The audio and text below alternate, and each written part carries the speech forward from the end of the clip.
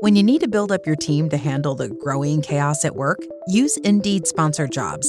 It gives your job post the boost it needs to be seen and helps reach people with the right skills, certifications, and more. Spend less time searching and more time actually interviewing candidates who check all your boxes. Listeners of this show will get a $75 sponsored job credit at Indeed.com/podcast. That's Indeed.com/podcast. Terms and conditions apply.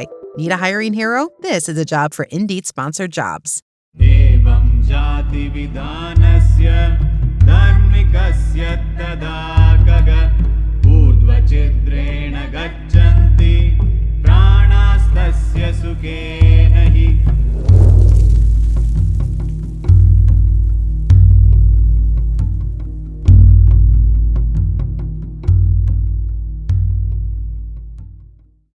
पहा, कालभैरव कर्म हे एका प्रकारचं आहे. कालभैरव शांती ही वेगळ्या स्वरूपाची आहे.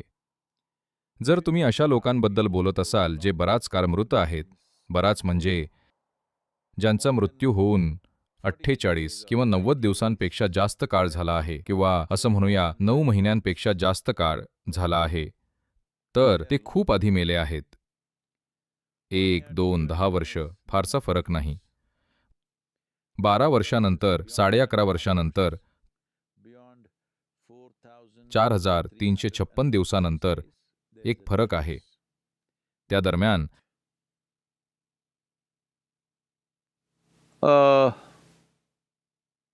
जर एखादी व्यक्ती मरण पावली, पहा, अडचण अशी आहे की हे समजून घेतलं पाहिजे.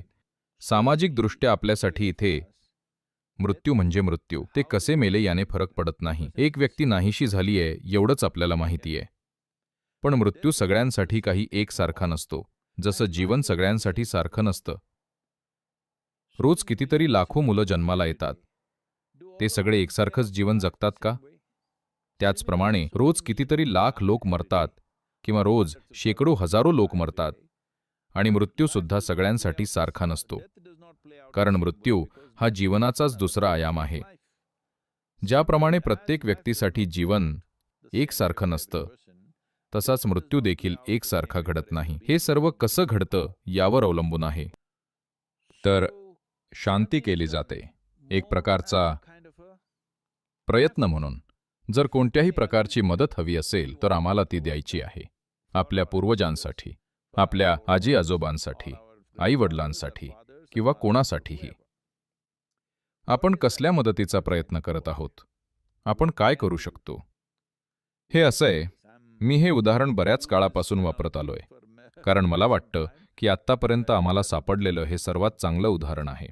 हे एका बुडबुड्यासारखं आहे. पहा, माझ्या वैयक्तिक अनुभवात, जेव्हा तुम्ही शरीर सोडता, तुम्ही उत्क्रांतीच्या कोणत्या स्तरावर आहात यावर अवलंबून तुमचं आवरण किती पातळ किंवा जाड आहे, त्याप्रमाणे गोष्टी घडतात. जर काहीतरी आहे, असं म्हणूया, तुमचं आवरण किंवा तुमचा बुडबुडा खूप जाड आहे, तो फुटू शकत नाही. तो नदीत जाईल आणि उडून परत मागे येईल. नदी म्हणजे काय? नदी म्हणजे ऊर्जेचा प्रवाह. एक अशी ऊर्जा जी ना जीवन आहे ना मृत्यू, पण एक पूर्णपणे वेगळ्या प्रकारची ऊर्जा, जिला शब्दांच्या कमतरतेमुळे आपण म्हणू शकतो अशा प्रकारची एक ऊर्जा जी तुम्हाला वाचवते, मुक्त करते. म्हणून तिला भारतीय परंपरेत वैतरणी म्हणतात. वैतरणी म्हणजे ती एक तारणहार आहे जी तुम्हाला तारून नेण्यात चांगली आहे. मग हे तरून जाणं काय आहे? ही एखादी भौतिक नदी नाहीये. ही एक रूपकात्मक अभिव्यक्ती आहे, पण असा एक ऊर्जेचा प्रवाह आहे. जेव्हा शरीर सोडलं जातं, स्वाभाविकपणे प्रत्येक जीव या नदीकडे जातो. काही धडकून परत येतील, काही त्यात भिजतील, काही सहज पार करतील, काही फक्त तिथेच विलीन होतात. म्हणून जर कोणी नदी पार केली किंवा धडकून परत आला, या दोन्ही लोकांना तुम्ही मदत करू शकता. जर ते धडकून परत आलेत किंवा अजून नदी पार केली नाहीये, धडकून परतले म्हणायला नको, त्यांनी अजूनही नदी पार केली नाहीये. आता तुम्ही कालभैरव कर्म करता. आता त्यांनी कदाचित केली असेल, तुम्हाला नक्की माहीत नाहीये. कदाचित त्यांनी नदी पार केली असेल, पण तरीही त्यांच्या आवरणाच्या जाडीमुळे आणि त्यांच्या प्रवृत्तींमुळे ते यातून अप्रिय पद्धतीनं जात असतील. तुम्हाला थोडंसं सुख आणायचंय, त्यांना थोडी शांती द्यायची आहे.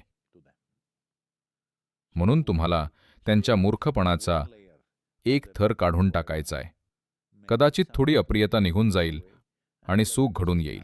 यासाठीच सगळा प्रयत्न तुम्ही करताय. जर ते आधीच सुखात आहेत तरीही तुम्हाला एक थर काढायचा आहे, जेणेकरून ते पूर्णपणे संपतील.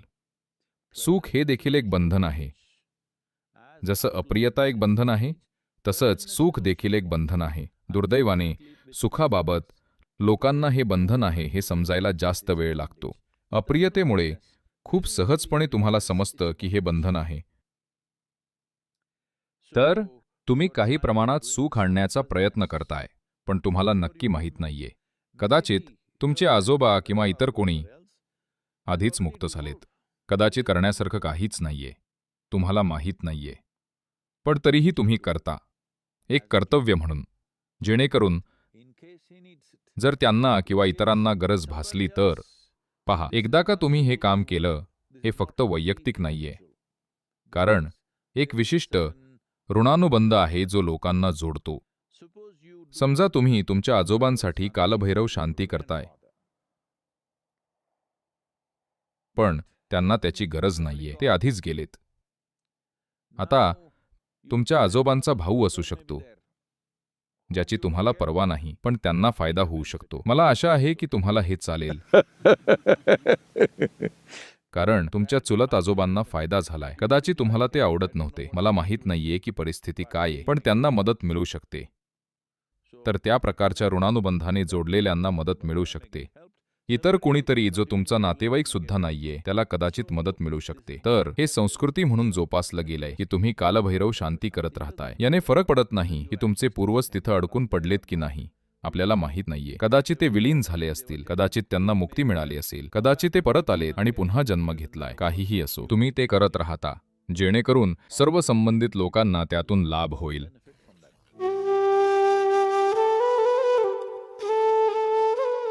पितृपक्ष पितृ म्हणजे फक्त तुमचे वडील किंवा आजोबा असा अर्थ नाही.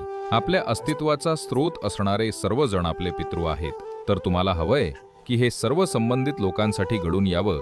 याने काही फरक पडत नाही की आपल्याला ते आवडत होते की नव्हते, आपण त्यांना ओळखत होतो की नव्हतो, पण सर्व संबंधित लोकांसाठी आपण काहीतरी करू शकतो. आपण काहीतरी करत आहोत.